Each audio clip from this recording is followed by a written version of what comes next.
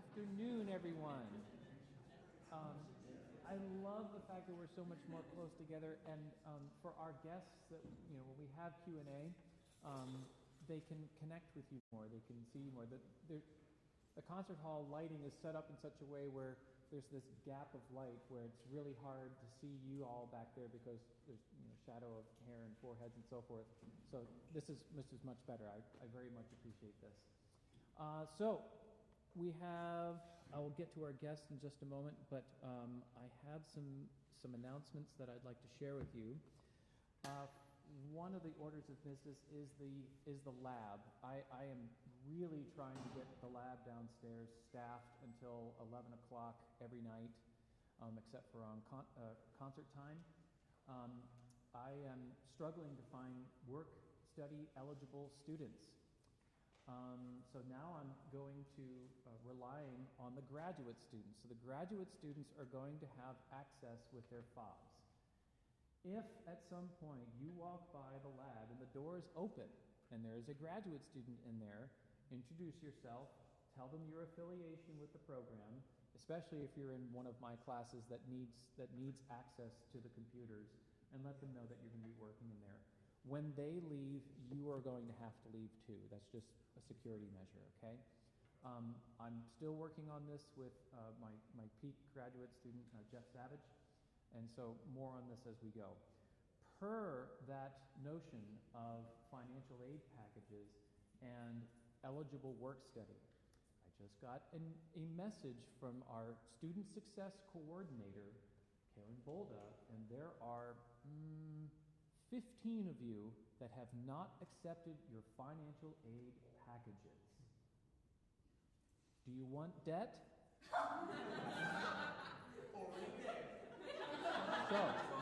So rather than me publicly admonish you, you can do that yourself, and ask me if you're on the list. We can go this way.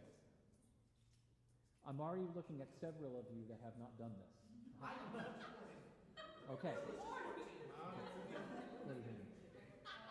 I'm sorry. Emma Park. Yeah, you're not on here. You're not on here. So that means you have accepted your list. Claire Webb. You were not on the list. Sorry. One more time. Yes, you're on there. Okay.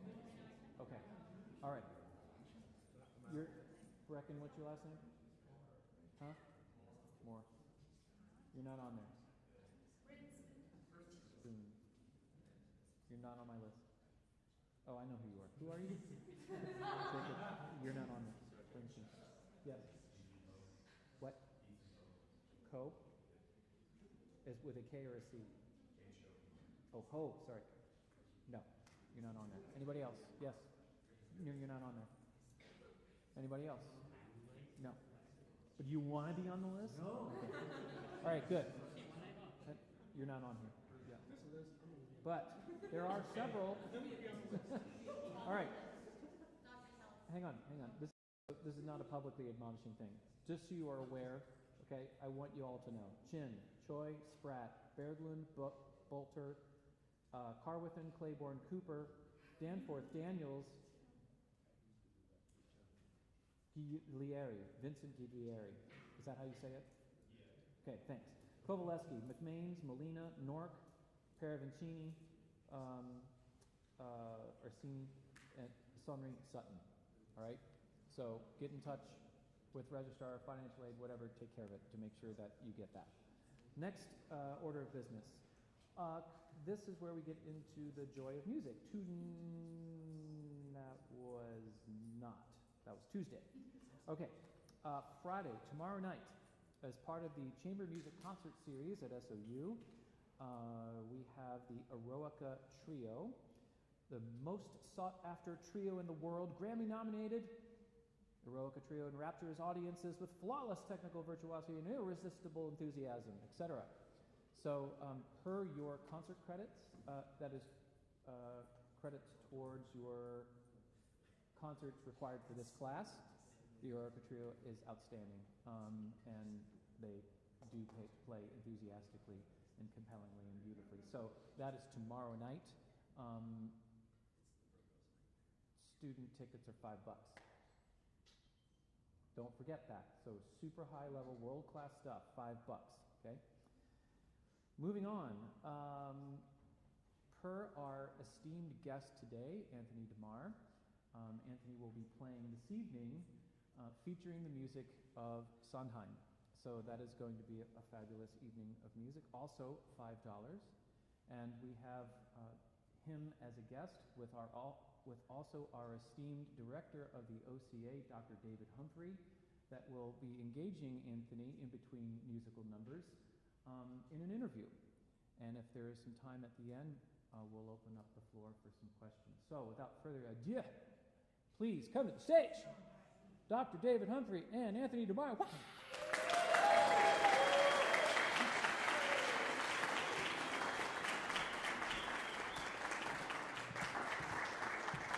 Putting my phone out on the desk here because that's what we do in our classes so that we don't read our phones. So I want to make sure you see that I'm not reading my phone. Thank you for the reinforcement. Actually, I'm trying to do it for time purposes. So I have an introduction for Tony. He told me not to do it, but I'm going to do it anyway because I think that you will find his background fairly interesting. So Tony is one of the world's foremost champions of contemporary music, especially for the piano. He's based in New York City, professor of music at Manhattan School of Music, performs regularly in the city, including Carnegie Hall, mostly modern festival, jazz at Lincoln Center, and the Kaufman Music Center's Merkin Hall. Recently, Tony was featured on NPR's All Things Considered and on HBO's documentary Six by Sondheim. And speaking of Sondheim, Tony created Liaisons, reimagining Sondheim from the piano, which celebrated the music of Stephen Sondheim through the commissioning reimaginings of composers from across the musical spectrum. The first 36 pieces were recorded by EMC Records in 2015, and in 2016, it won the Grammy Award for Classical Producer of the Year. In 2018, Tony commissioned 14 new works, which brings the collection up to 50 pieces. Tonight, remember that, Tony is performing 12 works from the Liaisons project, but today we're going to meet Tony and discuss the creation of the work. Ladies and gentlemen, Tony DeMar. Thank you.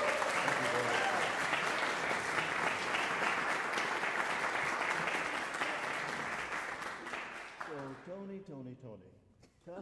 Tell us where the idea of the project came from and how you began it, and maybe you could play an example from it. Sure.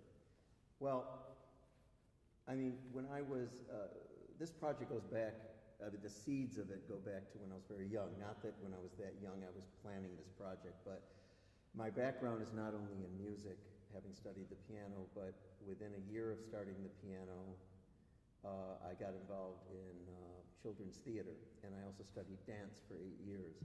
So I was always attracted to a sort of eclectic array of different kinds of music, not only just classical, but pop music, music from film scores, theater. It just sort of, my interest was always all over the place. And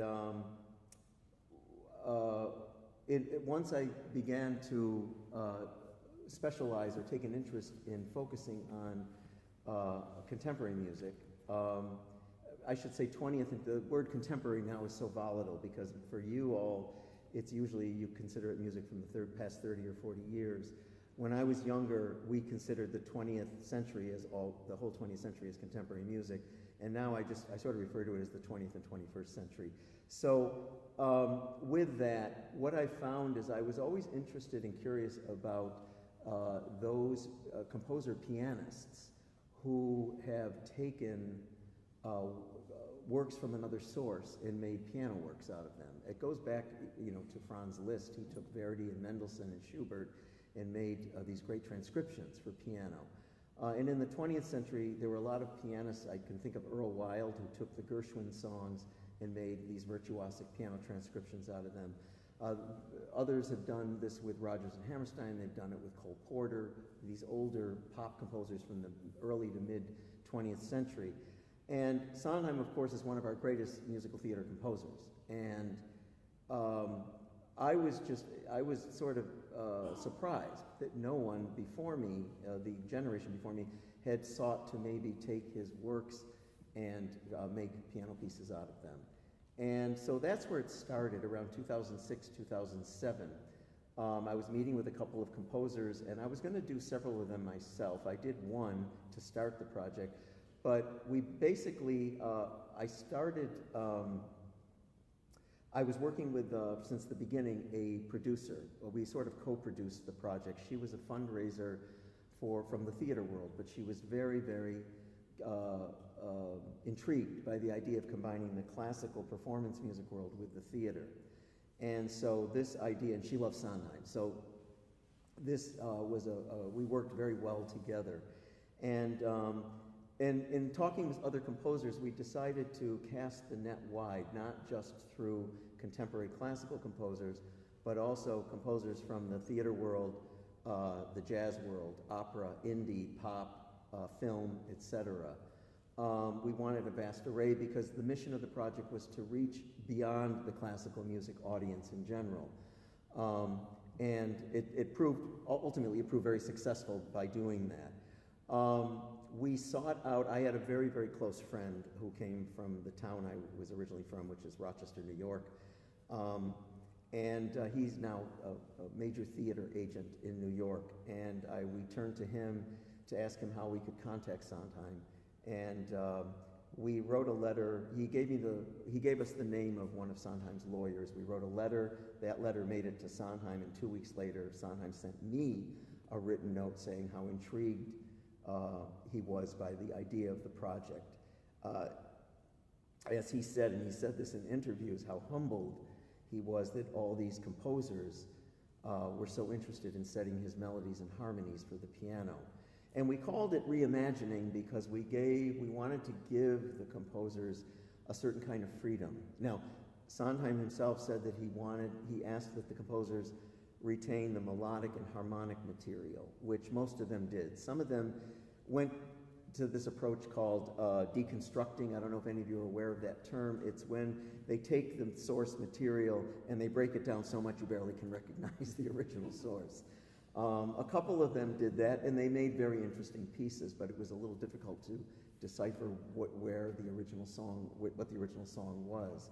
But most of them either did transcriptions or arrangements, but the idea of reimagining really they took to heart, many of them. One of the things Sondheim has always said is the musical material for his shows is condensed. It's expanded by lyrics and narrative. So he understood that as an instrumental piece, the pieces were, the structure was going to change because there's no lyrics. What many of them did, of the composers actually wanted to reflect what the lyrics were about in the music as well, in their settings, which some of them did quite brilliantly. But they were all aware that the structure and the trajectory of the piece was going to be very different in that regard.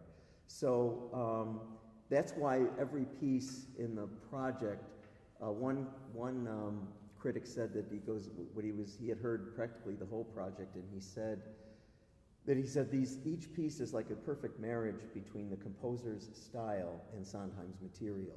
In most cases, you know it's that composer if you're familiar with their music. You know it's their approach. And you'll hear that tonight in several of the pieces if you're familiar with any of those composers.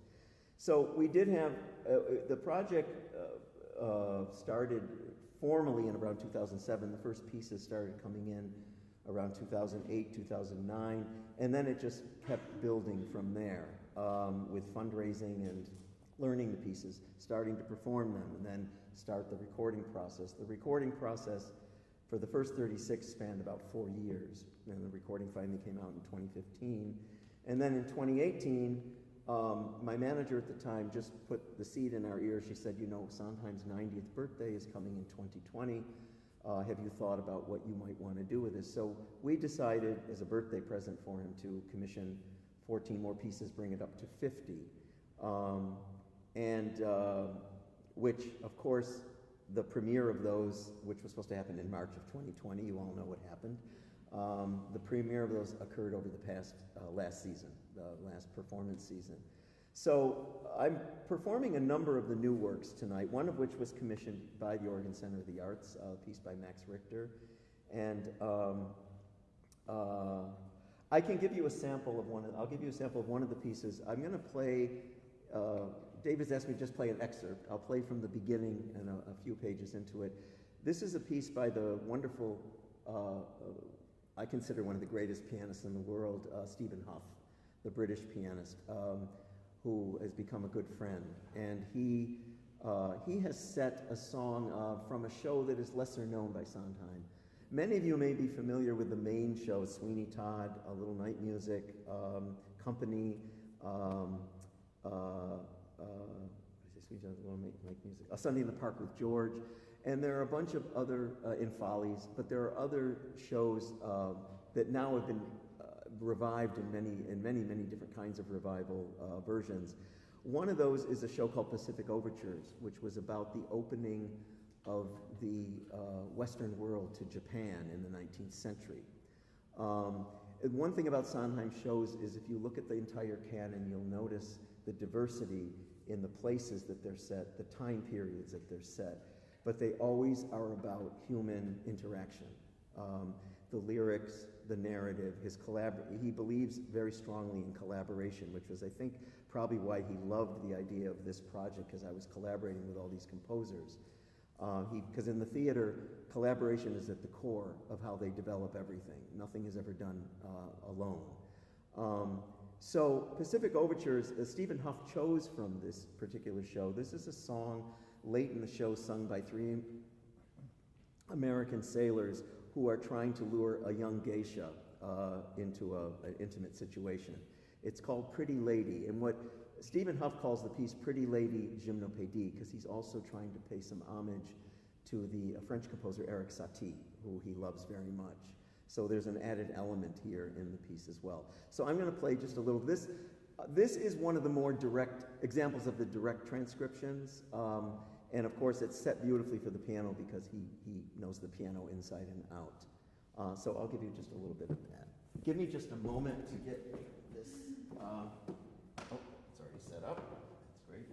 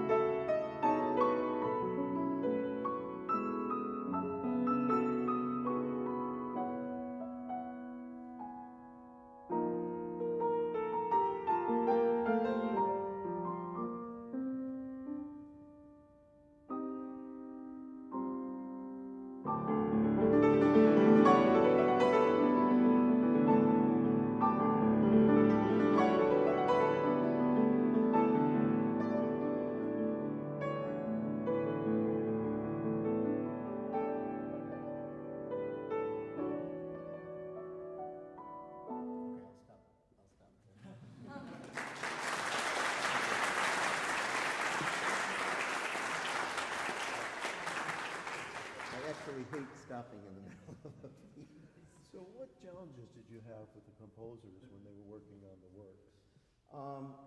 Well, first of all, I had mentioned this to David earlier.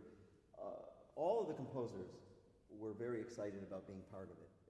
We discovered because we interviewed all of them, and we filmed we interviewed most of them in the first 36, and we asked them all the same questions. And one of the things we found is that they all mentioned that they have all been either secretly, they have always admired Sondheim's work, or they were influenced by it in some way. And one of the challenges for Sondheim in his career, especially early on, is he wanted to be considered as a composer because, of course, he started as a lyricist, doing the lyrics for West Side Story and then for Gypsy. His first show, A Funny Thing Happened on the Way to the Forum, is the first time he did both music. Well, it's not the first time he did music and lyrics. He did it for an earlier show that was never got done. But the thing is, the growth of his career through the 60s and 70s and into the 80s, I think, really established him in many areas as a major American composer. So the composers, being so influenced by him, one of the things we heard many times is when they chose a song, they were given the choice. I had a wish list, and I went through that with Sondheim himself, songs that I felt would make good piano pieces. But they weren't obliged to stick to this list. But one of the things they all said whenever they chose their favorite song to set was that they said, these songs are already perfect. What am I going to do with them? Some of them, it was very easy. There was no challenge. They said the piece wrote itself, basically. Others had really big challenges with them. One composer in particular in the first collection who had previously written a two-piano version of excerpts from West Side Story, which is played a lot. I encourage any of you to look at it. His name is John Musto. I thought this was going to be one of the easiest tasks for him because this is he writes a lot of vocal music, but this is something that came easy to him, and he's also a really great pianist. He had a lot of trouble with it. He called me at one point and said he was almost going to drop out. He said he had written 3 pages, but he was really finding it such an enormous challenge. And one of the challenges is that he chose a difficult song. I don't know if any of you are familiar with the score of Sweeney Todd, but he chose the song Epiphany, which is one of the most dramatic songs in the show. And I asked him, though, which I'm glad I did, I asked him to actually send me the 3 pages he did, and I realized he was onto something quite interesting and fascinating. He said he had to go away to Santa Fe, New Mexico. He was involved in an opera, and he said he'd be back in 2 months, and he would look at it again.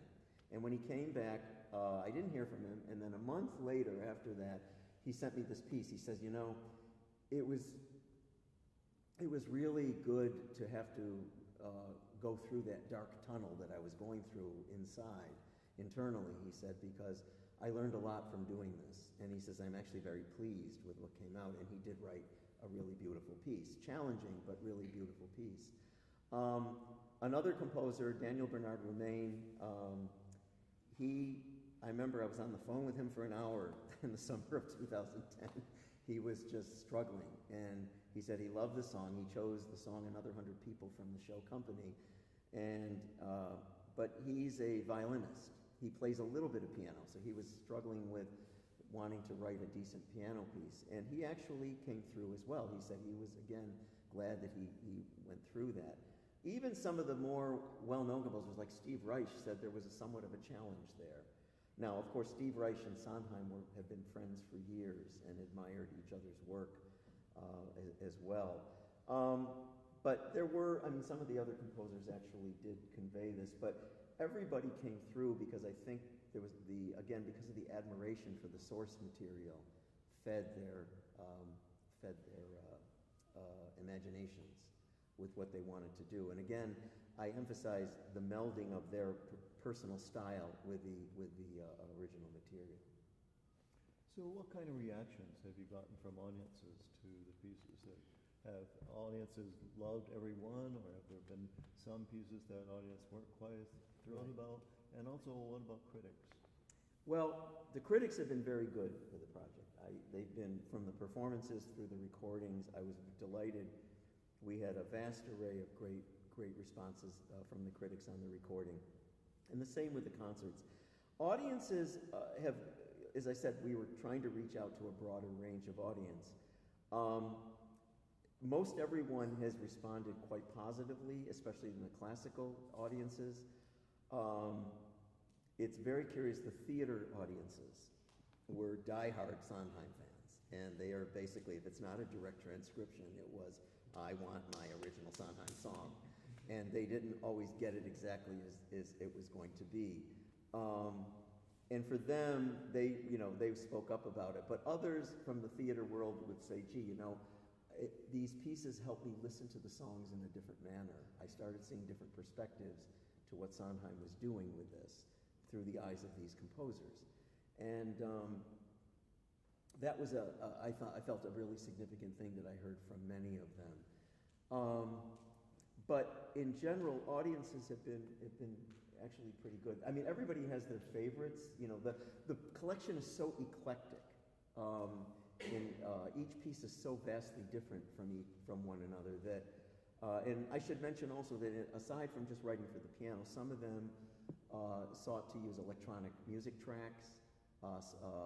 Tonight you will hear 3 pieces that each, 2 of them, well, one of the Steve Reich pieces is actually for 2 pianos, so I've recorded piano 2 and I'll actually be accompanying myself.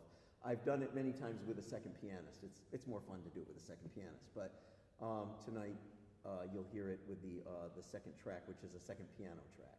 But you didn't ask me to play. I know.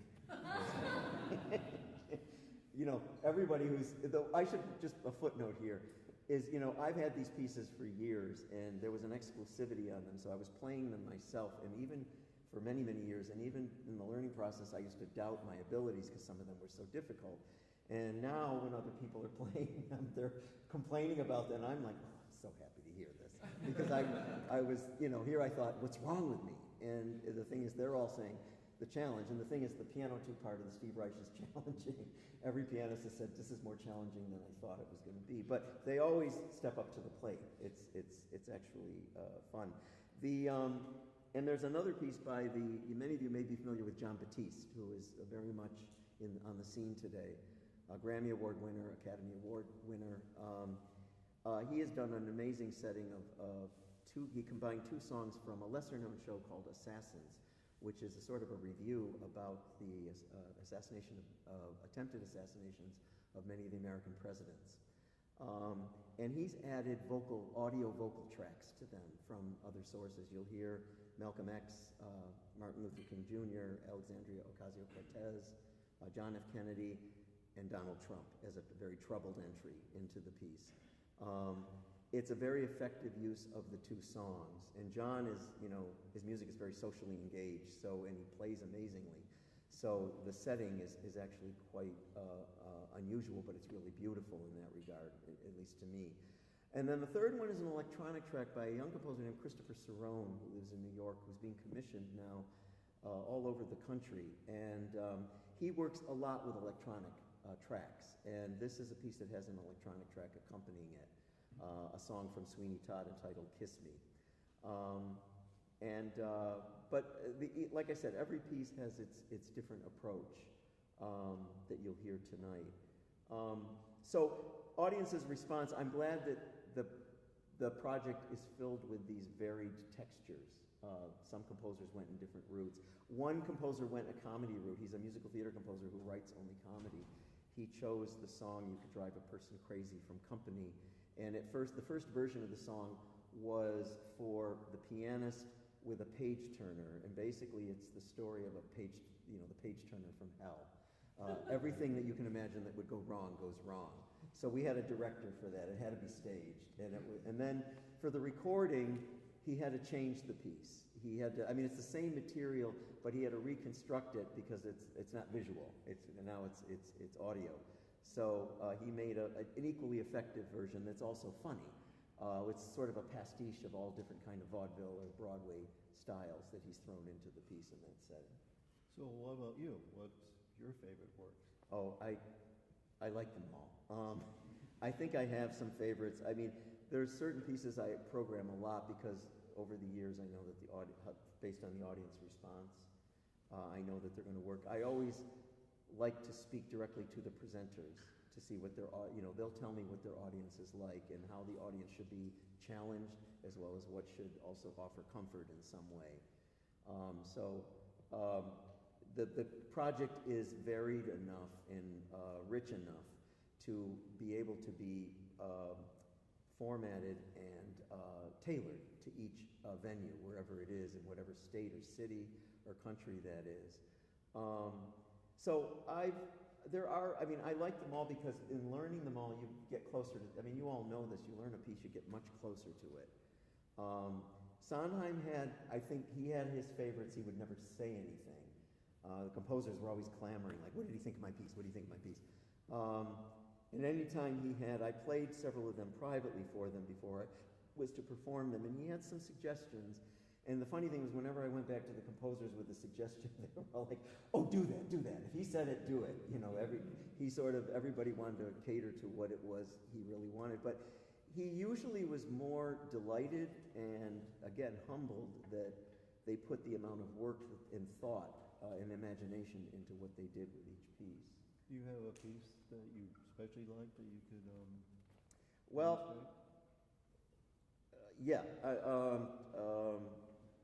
okay, I'll give you a couple pages there's a piece I'll play tonight. This is from an earlier show of his called Anyone Can Whistle. It's a show that actually closed after, I think, 2 or 3 weeks, but it's had several revivals. And now when it's revived, everybody looks at it differently because it was somewhat avant-garde for its time. The subject matter, the songs were beautiful. Everybody loved the score, but the subject matter in the book of the musical was very challenging. It was written in 1964. This is a song called Everybody Says Don't. It's a kind of a raucous, propulsive song that one of the main characters sings, and it's almost like a patter song. And there's one of my dearest friends who's a New York theater composer named Mark Bennett, who has also written, he writes a lot of incidental music for plays, as well as writing musicals. And he did a setting of this song. It's called Everybody Says Don't. It's from Anyone Can Whistle.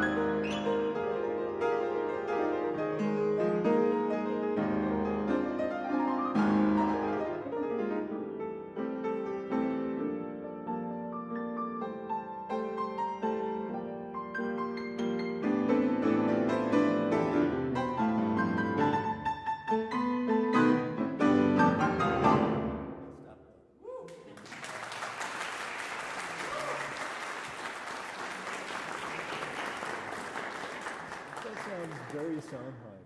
Yes. Oh, those harmonies are definitely Sondheim. Mark wanted to really honor everything about the original song.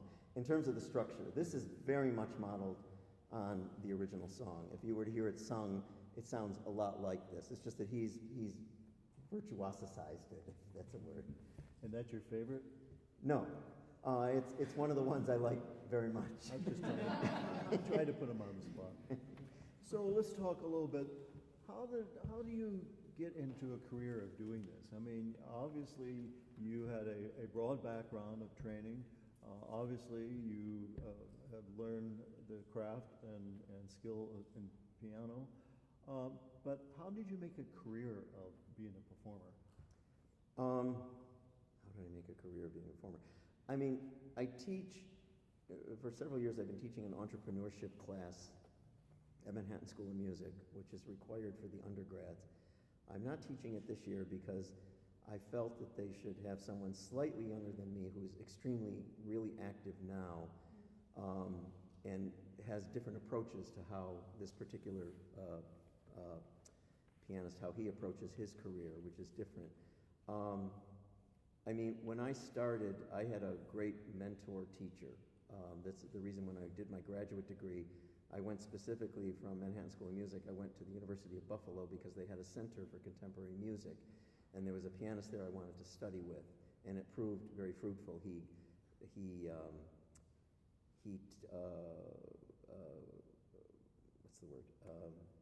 groomed me for 2 contemporary music competitions in Europe, which I won, and he groomed me again for the Young Concert Artist auditions in New York City, which I did a few years later. He also taught me the business of music at that time. Now, this is in the 1980s. It was very different then. But I learned a lot, you know, in terms of the idea of making my programs eclectic, very varied, including standard music. I would program standard music into them, oftentimes showing connections between standard works and contemporary works. Like, you know, for example, the composer Stockhausen, the German composer who was a modernist, was very much intrigued by Beethoven's music, so we would program Beethoven with Stockhausen. It was an interesting juxtaposition. This very large piece of Elliott Carter's that was written in the 1980s is completely inspired by Schumann.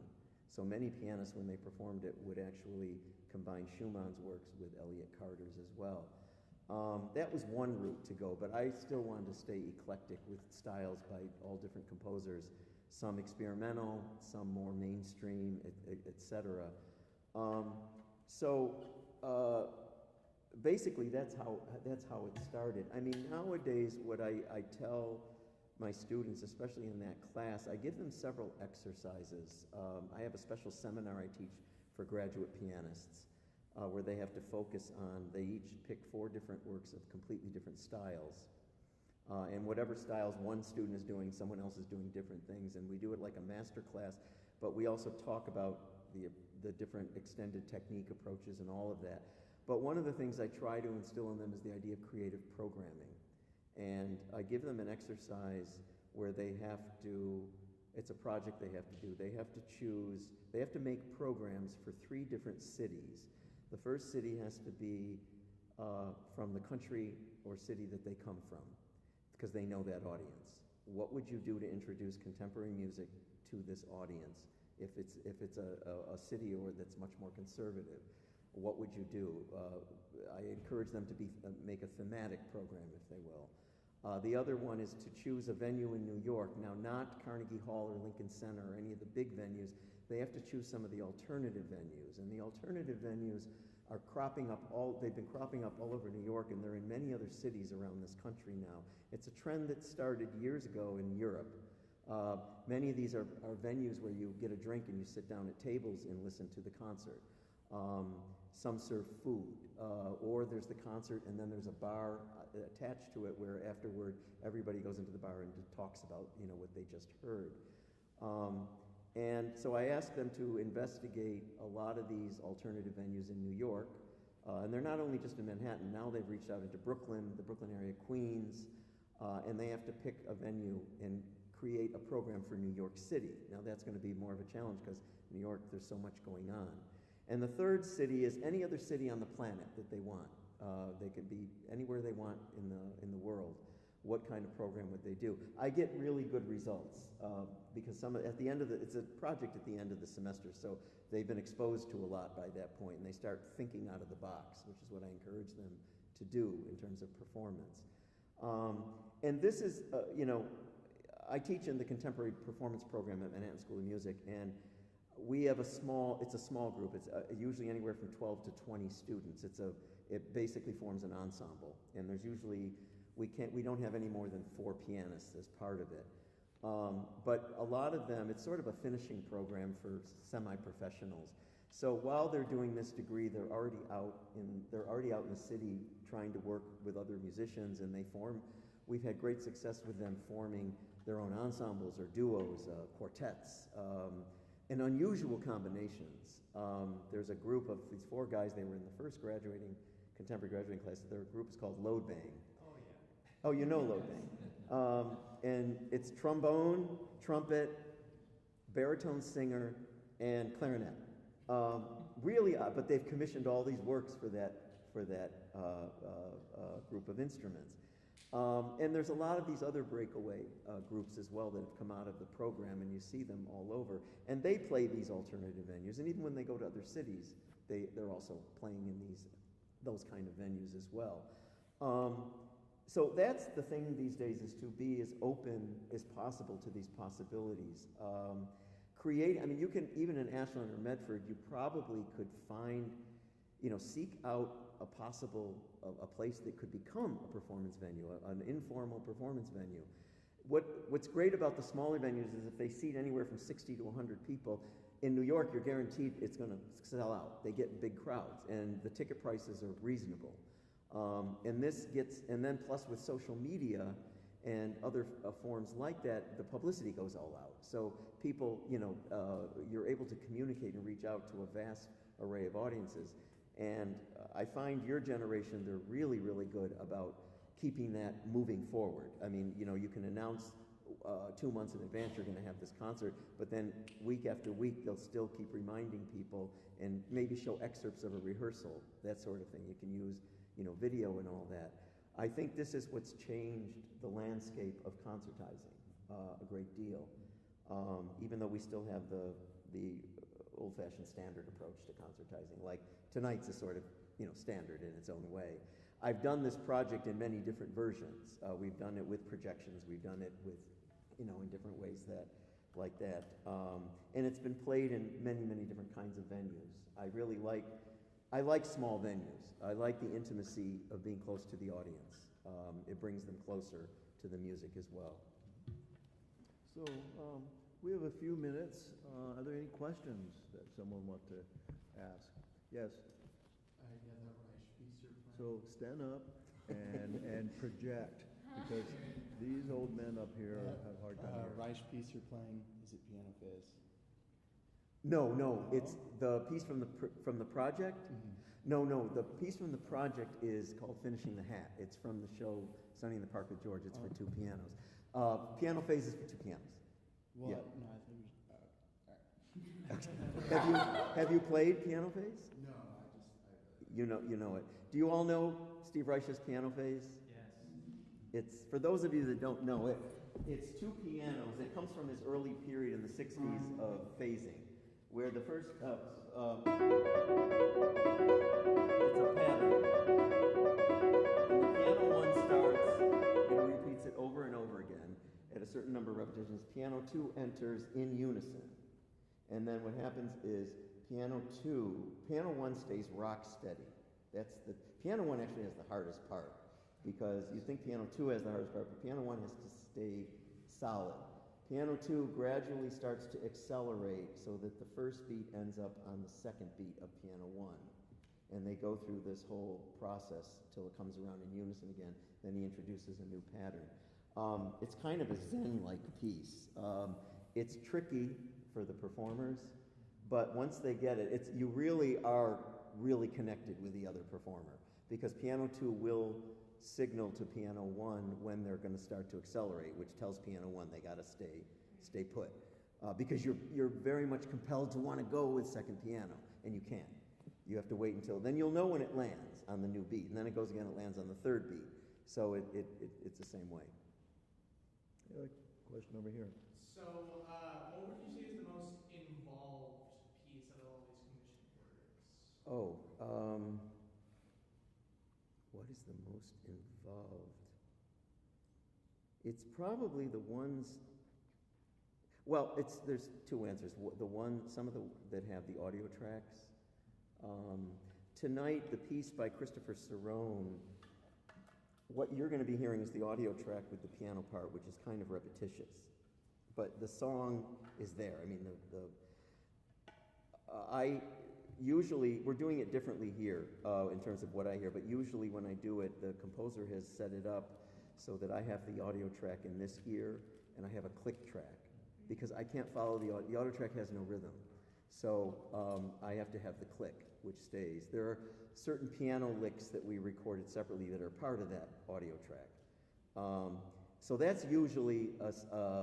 We have to really set that up. It's been tonight the track for me will come out of the monitor, and I'll have the click in my ear. You'll hear just the track though mixed with the piano. The other thing that is involved is just the difficulty of some of the pieces. Some of them were just virtuosically difficult. It's usually the composers that chose the production numbers from the shows, which are big, huge production numbers, and they condense them down into a piano piece. There's one in particular, I'm not playing tonight, by the composer Mason Bates. He took, if any of you are familiar with Sunday in the Park with George, he took the big production number from the second act called Putting It Together, which is huge. He condensed that down to a 3-minute mashup of the two main themes, but also getting the nervous energy of what that whole scene and song is about. And it's just all over the place on the piano. For 3 minutes of music, I always have to practice it weeks in advance, because it's a monster. It gets more comfortable, obviously, with practice, and there's others that are like that. Usually, like I said, the production numbers that have been condensed down. So I wanted to invite all of you to tonight's concert. I think you thoroughly enjoy it, and also if you're Sondheim fans, I think you especially enjoy it. And then secondly, I want to thank Tony for being here, traveling to New York to come to Oregon, Southern Oregon, and we really appreciate you being My here. pleasure. Talking to your students. If you want to have any particular questions, Tony will be around. And then we want to say to all of you, your music's fantastic. The project is amazing. Thank you. And I can't wait to hear all of them. Thank you very much, Tony. Thank you. Thank you.